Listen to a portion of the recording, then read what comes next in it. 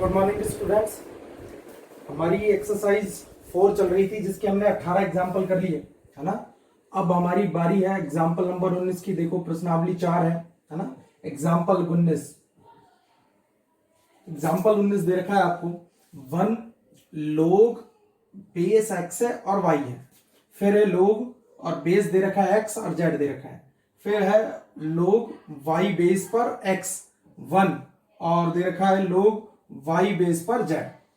फिर दे रखा है log z बेस पर x log z बेस पर y और 1। ये दे रखा है आपको क्वेश्चन और कहा बिना प्रसार के इसका मान ज्ञात कीजिए। और इससे पहले हमने जब सवाल किए थे तो आपको समझाया था कि बिना प्रसार के जब हम इसका मान ज्ञात करते हैं सारणिक का तो कितना मान आता है? 0। इसका मतलब इसका भी मान 0 आना चाहिए। अच्छा, ये log x बेस पर y लिखा है। हमें पता है log आधार परिवर्तन सूत्र क्या है। अगर log a बेस पर b हो तो हम उसे ऐसे लिखते हैं log, है ना, ये जो ऊपर है b ऊपर और नीचे log a, इन दोनों का बेस सेम हो जाता है। और अगर बेस लिखें इसका e, है ना, समझ में आया? प्राकृतिक लघुगणक बना ई ले लिया इसका बेस, है ना, या फिर आप जो भी बेस रखना चाहें बेस सेम हो जाएगा इसका। तो ये होता है आधार परिवर्तन सूत्र। लोग ए पर बी हो तो लोग बेस ई पर बी और लोग बेस ई पर ए लिख लेते हैं। तो ये आधार परिवर्तन सूत्र है कि अगर ए आधार दे रखा हो तो हम इसको इस तरह से बदल देते हैं। ये लोग का आधार परिवर्तन सूत्र है, 11th क्लास में हमने पढ़ा है। ठीक है, चलो तो इसका मान हल ज्ञात करेंगे तो मैं इसमें आधार परिवर्तन सूत्र लगा देता हूं क्योंकि इसके जो लोग के बेस है वो सब जगह अलग अलग है ना। तो इससे क्या हो जाएंगे, लोग के बेस सारे एक जैसे हो जाएंगे। तो सारे लोग एक जैसे बेस करने के लिए, है ना, हम इसमें लोग की प्रॉपर्टी लगा देते हैं, ये वाली। तो देखो क्या बनेगा, 1 लोग x बेस पर y है ना, तो लोग y ऊपर हो जाएगा बटे लोग x नीचे आ जाएगा। फिर इसी तरह से लोग z बटे लोग x आ जाएगा। और नेक्स्ट R2 में जब हम करेंगे तो लोग x बटे कितना आ जाएगा, लोग y, और यहाँ 1 का 1 रहेगा और यहाँ जाएगा लोग z बटे लोग y। ठीक है, यहाँ नीचे देखो ये आ जाएगा लोग x बटे लोग z। अब इन सब का बेस सेम है ना, तो सेम बेस मैंने लिखा नहीं है, आप चाहे तो लिख ले ई, है ना, किताब में भी नहीं लिखा हुआ है तो जरूरी नहीं है आपको लिखना है क्योंकि सबका बेस सेम कर दिया आपने। फिर लिखेंगे आप लोग y अपॉन लोग z और 1। अब देखो ये R1 है, ये R2 है, ये R3 है। R1 से देखो 1 अपॉन लोग x, 1 अपॉन लोग x कॉमन आ गया। यहाँ से लोग y, है ना, 1 अपॉन में, और यहाँ से 1 अपॉन में लोग z ओबेनिस्ट आ गया। तो हम क्या लिखेंगे, R1, R2 एवं R3 से क्रमशः 1 अपॉन लोग x, 1 अपॉन लोग y एवं 1 अपॉन लोग z उभयनिष्ठ लेने पर। तो उभयनिष्ठ ले लेंगे 1 अपॉन में, तो फिर आपके पास बचेगा 1 अपॉन में लोग x, ठीक है, लोग y और लोग z, और जो शेष बचेगा वो देखो क्या बचेगा, 1 लोग y और लोग z। ठीक है, अब यहाँ 1 में तो बटे में लोग x है नहीं, तो इसमें लोग के ऊपर नीचे गुणा कर लेते हैं, लोग x बटे लोग, नीचे वाला बाहर चला जाएगा, ऊपर क्या रह जाएगा, लोग x। ठीक है, और इसमें देखो लोग x बचेगा, लोग y बचेगा, ठीक है, और यहाँ क्या बचेगा, लोग z बचेगा, लोग z। नीचे देखो क्या बचेगा, लोग x, फिर लोग y, और यहाँ से क्या बचेगा, लोग z। क्या, अब देखो R1 से क्या कॉमन आ जाएगा, लोग x, C1 से, और C2 से लोग y, और C3 से लोग z। माइनस ले लेंगे तो ये क्या बचेगा, 1 1 1, ये भी 1 1 1, ये भी 1 1। तो अब देखो कॉलम भी बराबर है, रो भी बराबर है, और जब 2 रो या 2 कॉलम बराबर हो तो उसका मान कितना होता है, सारणिक का 0। तो इसका मतलब इसका मान कितना आएगा, 0। तो 0 ही मान ज्ञात करना है। तो मैं यहाँ लिख देता हूँ, है ना, R1 R2 R3 से उभयनिष्ठ लेने पर। तो जब हम इसमें से कॉमन निकालेंगे R1 R2 R3 में से, है ना, R1 R2 R3 में से, तो ये कितना आएगा, 0 हो जाएगा ना, उभयनिष्ठ निकालना। तो मैं लिख देता हूँ यहाँ पे R1 R2 R3 से, सॉरी कॉलम से, है ना, C1 C2 एवं C3 से क्रमशः क्या उभयनिष्ठ ले लिया हमने, लोग x, लोग y और एवं लोग z, उभयनिष्ठ लेने पर। तो चलो बाहर ले लेंगे तो क्या बचेगा अपने पास, लोग x log y और log z बटे कितना है log x log y और log z, और फिर क्या बचेगा सहायक में हमें 1 1 1 1 1 1 और फिर यहाँ पे भी 1 1 1 1 1 1 और इसका मान कितना आएगा r1 किसके बराबर है r2 के बराबर है r3, तीनों ही बराबर है। और जब सारणिक 3 है ना, सारणिक का मान अगर 3 रो बराबर आ जाए या 2 रो बराबर आ जाए, कॉलम बराबर आ जाए तो उसका मान 0 होता है। तो ये तो कैंसिल हो जाएंगे आपस में, 1 इंटू में 0 किसके बराबर आया 0, तो इसका मान कितना आएगा 0, शून्य मान प्राप्त होगा। ठीक है, अगला देखो एग्जाम्पल नंबर 20। चलो ये रहा आपका 20वां एग्जाम्पल। अब देखो सवाल दे रखा है और सिद्ध करवा रहा है 2abc इंटू में a plus B plus C का होल क्यूब सिद्ध करना है। हमारे पास यहाँ क्या है b प्लस सी का होल स्क्वायर, तो इस b प्लस सी में a और जुड़ जाए, है ना, क्या जुड़ जाए a, तो a प्लस बी प्लस सी बन जाएगा। अब a कैसे जुड़ेगा, देखो a नीचे तो है नहीं, बगल में दे रखा है ना, और वो कॉलम में है, तो मुझे b प्लस सी में a स्क्वायर जोड़ने पर तो a प्लस बी प्लस सी नहीं बनेगा। लेकिन अगर मैं इसमें से घटा दूं तो सूत्र बन जाएगा X square minus Y square का, एक बार जोड़ देंगे एक बार घटा देंगे, तो एक बार जोड़ने वाला हमारे काम आ जाएगा ये। ठीक है, तो मैं पहली संक्रिया लगा रहा हूँ, देखो इसको लेफ्ट हैंड साइड लेके चल रहे हैं इसका, और ये कौन सा हमारा C1, तो मैं C1 को लिख रहा हूँ C1 माइनस C2, यही तो घटा रहे हैं इसमें से, तो ये आ जाएगा b प्लस सी का होल स्क्वायर माइनस का a स्क्वायर, यहाँ आ जाएगा b स्क्वायर माइनस के c प्लस a का होल स्क्वायर, और नीचे c square minus c square, ये C1 चेंज हो गया और ये एज इट इज रहेगा C, यानी a square c plus a का होल स्क्वायर और c स्क्वायर, फिर यहाँ एज इट इज आएगा a स्क्वायर b स्क्वायर और a प्लस b का होल स्क्वायर। इसमें तो कोई दिक्कत होनी नहीं चाहिए। ठीक है, चलो अब देखो फॉर्मूला लग रहा है यहाँ पे, तो फॉर्मूला लगा देंगे, है ना, और यहाँ b square minus c plus a का यहाँ पे भी फॉर्मूला लग जाएगा, यहाँ कट जाएगा। चलो एक कॉलम में से बाहर आ जाएगा, मैं दूसरे कॉलम को देखूँ, a square minus a square 0 हो जाना, c प्लस a स्क्वायर में से b स्क्वायर घटा दे तो फिर फॉर्मूला बन जाएगा X square minus Y square का। तो इसका मतलब ये हुआ कि c2 में से c3 को घटाया जाए, तो मैं लिख देता हूँ c2 को c2 माइनस c3। ठीक है, c2 में से c3 घटा दिया। चलो इसमें फॉर्मूला लगाऊं तो ये बन जाएगा b प्लस सी प्लस के a, एक बार जोड़ देंगे और एक बार घटा देंगे, b प्लस सी माइनस, ये तो सूत्र समझ में आ गया होगा सबके, है ना। इसी तरह से same b plus C plus, और देखो प्लस क्रम में होता है ना, क्रम में, इसलिए आप a b c एक साथ लिख सकते हैं, मतलब आगे पीछे कर, फिर लिखेंगे इनटू में b माइनस सी और माइनस के। अब देखो माइनस से दोनों चिन्ह माइनस के हो जाएंगे ना, प्लस नहीं लिखना है, ये प्लस का नहीं होगा, ये माइनस का, अगर प्लस लिखोगे तो एक ब्रैकेट और लगाना पड़ेगा। ठीक है, ये ध्यान रखना। और यहाँ कितना आएगा 0, यहाँ देखो a square minus a square कितना हो गया 0, इसमें से ये घटाओ तो फॉर्मूला बनेगा c प्लस a, एक बार तो जुड़ जाएगा प्लस की भी और एक बार घट जाएगा, मैं सीधा फॉर्मूला लगा रहा हूँ ना, सवाल बड़ा हो जाना है, तो c प्लस a में से क्या घट जाएगा t, इसी तरह से नीचे वाले में से पहले घटाओगे तो फिर आएगा c plus a plus b, और जब घटाओगे तो c माइनस के कितना आ जाएगा a माइनस का।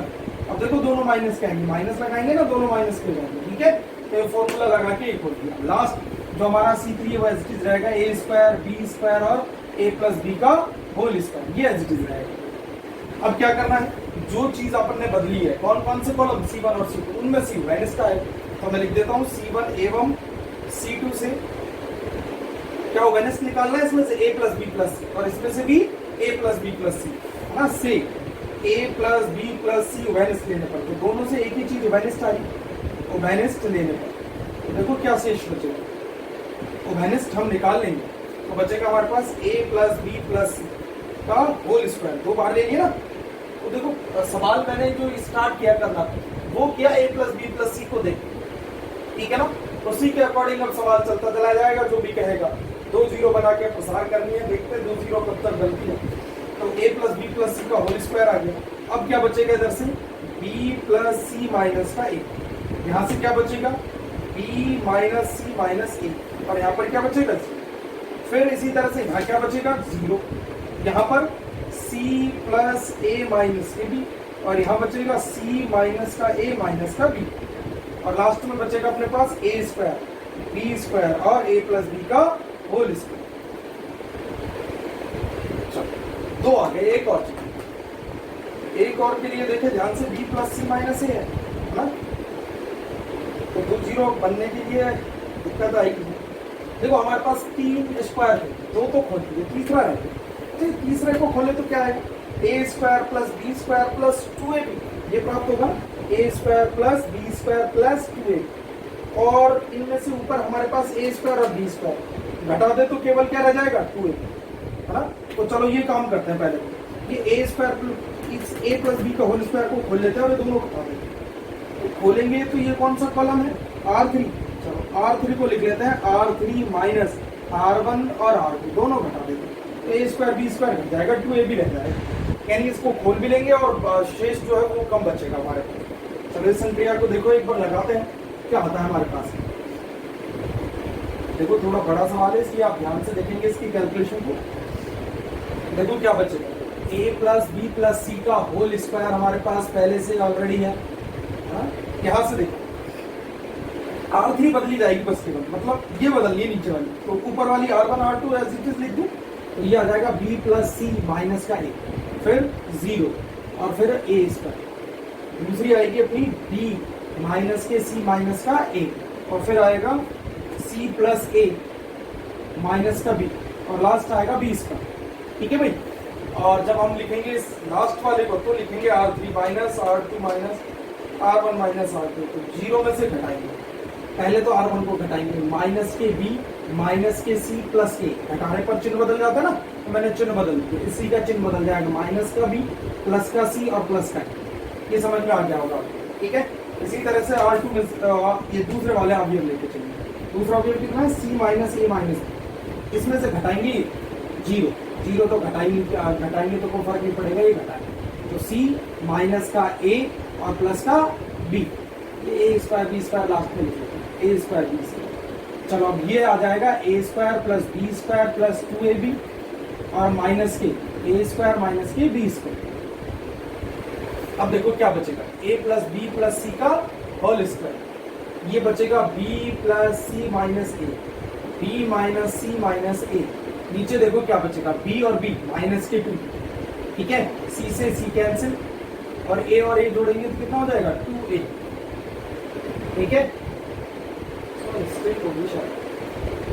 ये तो नहीं आना चाहिए, माइनस माइनस है तो उसमें से 0 में से माइनस का b और चलो एक बार दोबारा से कैलकुलेशन देखते हैं, दोनों माइनस आ रहे हैं, ठीक है ना।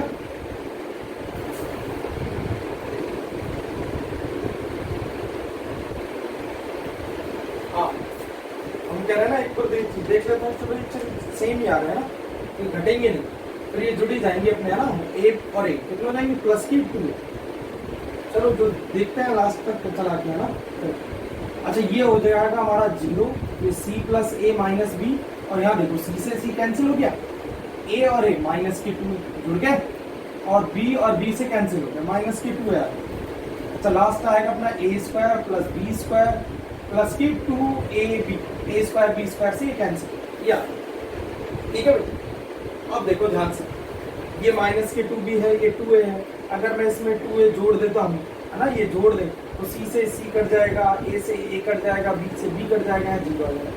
तो 0 बनाने के लिए और ये 2 हटाने के लिए 2a, इन दोनों कॉलमों को आपस में जोड़ देते हैं, तो मैं लिख देता हूँ c1 को c1 प्लस c2 जोड़ दिया मैंने, a plus B plus C का होल स्क्वायर तो एज इट इज रह जाएगा, और इसको 0 में जोड़ेंगे तो b plus C minus A as it is, इसमें इसको जोड़ो, c से c कैंसिल हो गया, a से a और b से b कितना आएगा 0, और यहाँ कितना आएगा माइनस की 2, यहाँ बचेगा अपने पास 0 c plus a minus b और यहाँ पे माइनस की 2, फिर a स्क्वायर b स्क्वायर और 2, ये 2 0 तो अब भी नहीं बने, है ना, एक 0 बना रहे हैं तो इधर का 0 हट जाता है, कभी इधर का 0। चलो अब हमारा काम रह गया 2 0 बनाना, तो देखो 2 0, अब एक 0 इधर है, एक 0 इधर है, ये 0 नहीं बन सकता, ये 0 नहीं बन सकता। अच्छा यहाँ ध्यान से देखो, तो ये 2ab है, ये माइनस की 2 है, ये 2ab है, तो पहली बात तो इसमें से कॉमन नहीं आ रहा, R3 में से कॉमन आ रहा है ना, दो कॉमन ले जाए।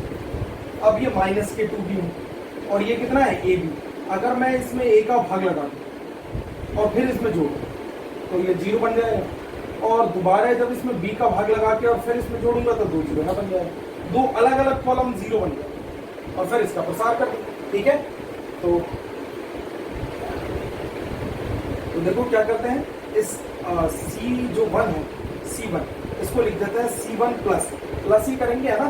किसका भाग लगाना पहले इसमें, 1/a इंटू में C3, समझ में आया। ए का भाग लगा के इसमें जोड़ेंगे तो फिर ये क्या बन जाएगा 0, और ये C2 है हमारा। C2 में क्या करें फिर C2 प्लस, अब किसका भाग लगाए इसमें, ये तो पहले से B का भाग लगा दें, 1/b इंटू में C2। देखो किसी अशून्य अवयव की गुणा करके अगर 2 रो या 2 कॉलम को जोड़ा जाए तो उसका मान नहीं बदलता। मैंने तुम्हें गुणधर्म 4 बताया था, जो ये था कि अगर मैं C1 को यहाँ गुणा करूँ किसी भी अशून्य अवयव से तो इसका मान उतना गुना बढ़ेगा।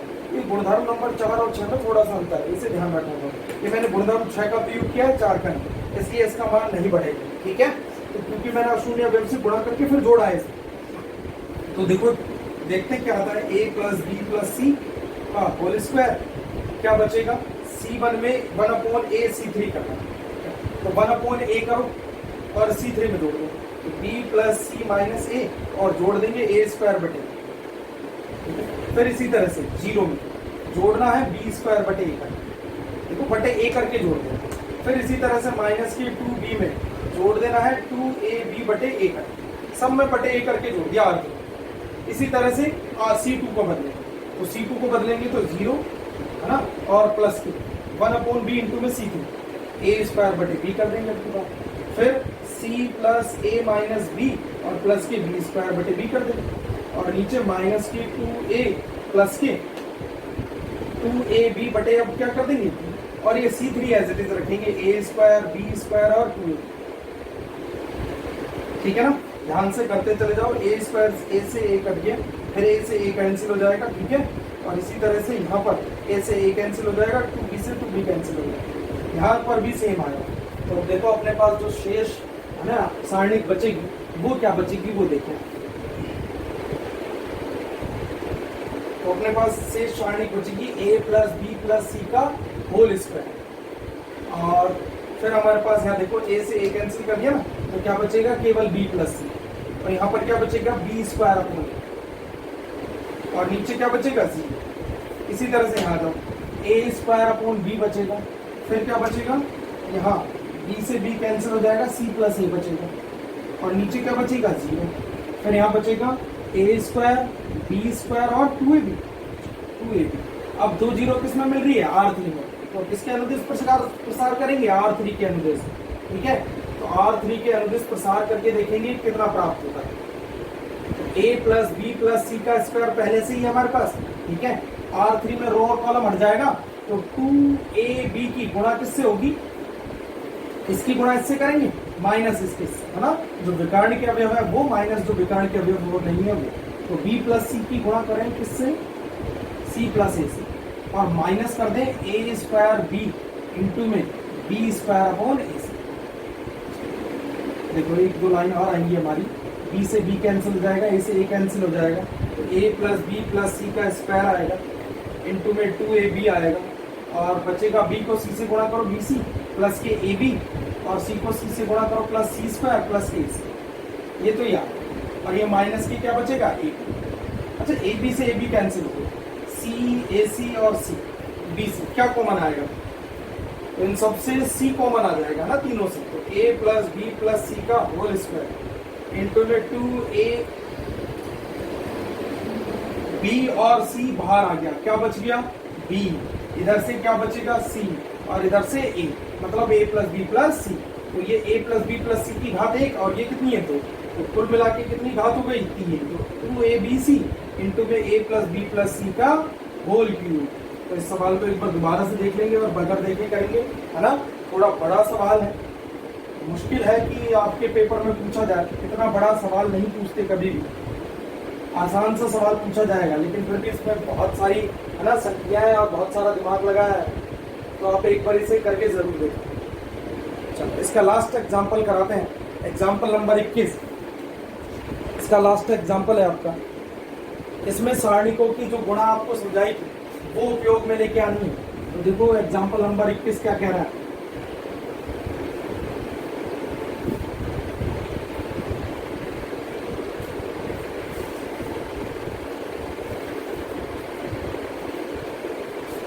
ए बी सी फिर है हमारे पास बी सी ए और सी ए बी का होल स्क्वायर बराबर सिद्ध करके दिखाना है 2bc माइनस के ए स्क्वायर सी स्क्वायर और बी स्क्वायर।